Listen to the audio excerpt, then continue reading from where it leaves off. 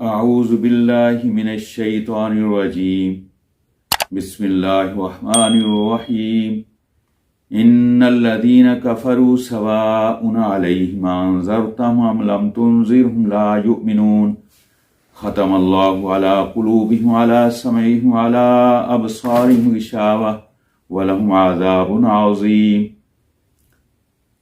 سورہ بقرہ آیت نمبر 6 تا 7 خلاصہ۔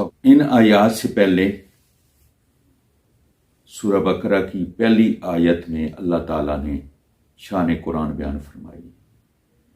پہلی آیت کے بعد اللہ تعالیٰ نے ان لوگوں کی تعریف بیان فرمائی ہے، ان لوگوں کو بشارت دی ہے جنہوں نے قرآن سے رہنمائی لی ہے۔ قرآن سے رہنمائی لینے کی وجہ سے وہ اتنے بڑے کامیاب ہو گئے کہ عرش برین سے ان کے بارے میں اللہ رب العالمین نے یہ اعلان فرمایا ہے کہ اولئک هم المفلحون، وہ لوگ کامیاب ہو گئے۔ اپنے پیارے کو کہتے ہیں چھوڑ دیں، یہ اب ضد نہیں چھوڑیں گے، یہ ایمان نہیں لائیں گے، یہ قرآن سے ہدایت نہیں لیں گے، یہ ٹھیک نہیں ہوں گے، یہ ازلی اور ابدی بدبخت ہیں۔ اور اس طرح کی ہٹ درمی اور ضد اس وقت بھی ان کو تباہ کر گئی، اس کا اعلان قرآن نے کیا ہے۔ آج بھی چونکہ قرآن ہے، وہی قرآن ہے جو پاک نبی پر نازل ہوا ہے۔ اگر کوئی آج بھی قرآن کو نہ سمجھے، قرآن سے ہدایت نہ لے، تو وہ بھی ازلی بدبخت اسی طرح ہے جس طرح ابو جہل اور ابو لہب تھے۔